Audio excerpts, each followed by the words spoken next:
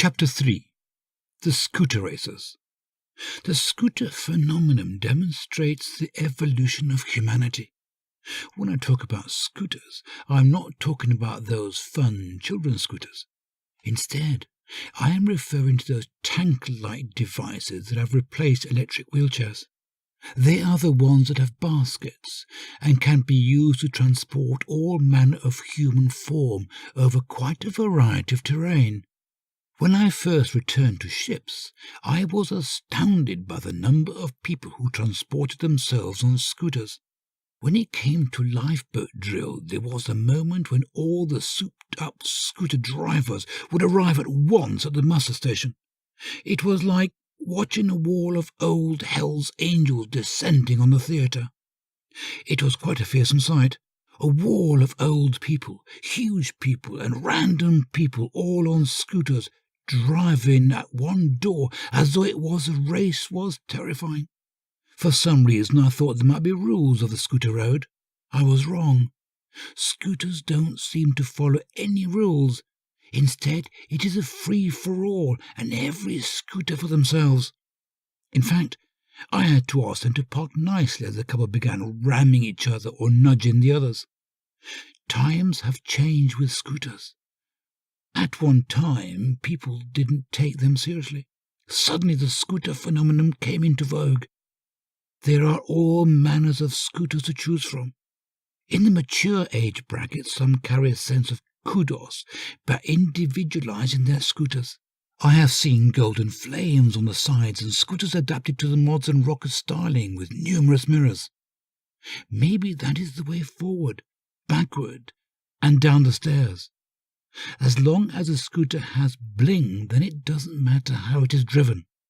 Some of the strangest scooter moments have included watching a lady reverse out of a lift.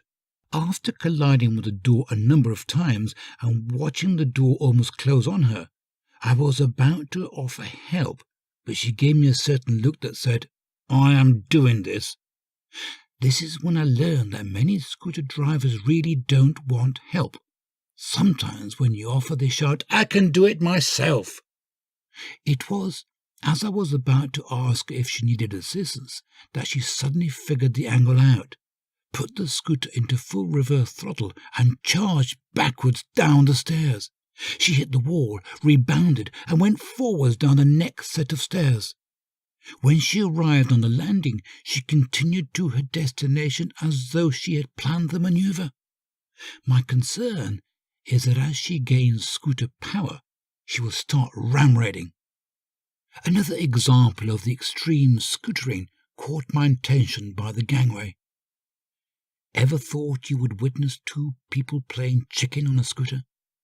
Well, it seems that once a person gets their super scooter, then they are going to rule the scootering world. They come first, and everyone has to respond to them or get out of their way. Their scooter antics make them a scooter of power. This may work for one person, but when you have a few people adopt this scooty attitude, then that is when things become dangerous.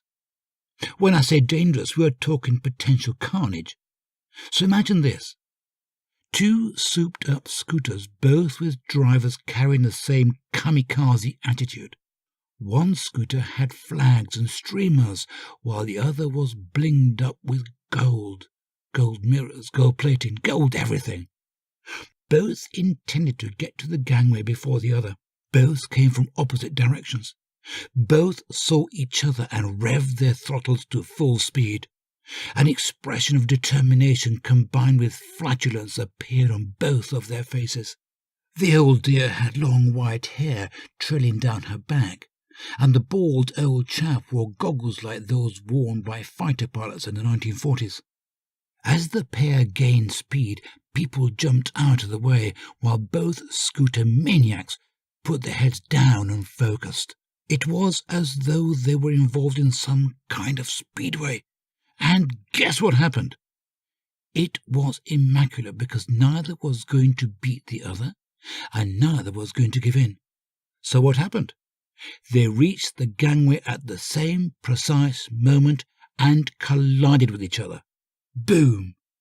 As one was thrown from the scooter and the other thrown over the handlebars, which kept the throttle moving, pushed the other scooter out of the way and directed her down the corridor. The entire atrium stood in silence.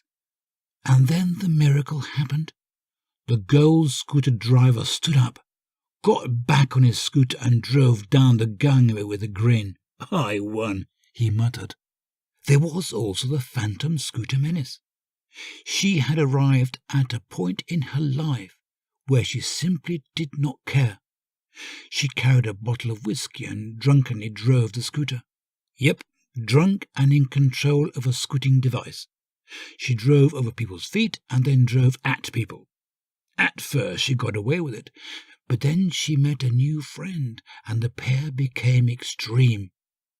Her new friend was in a wheelchair, and what she would do was drive past. He would grab onto the back of her scooter and she would go full throttle with him, clinging on, screaming with delight. In one of the ports the pair managed to find a duck-sounding hooter. So not only did the pair drive around the ship at full speed quacking, they became menaces to other guests.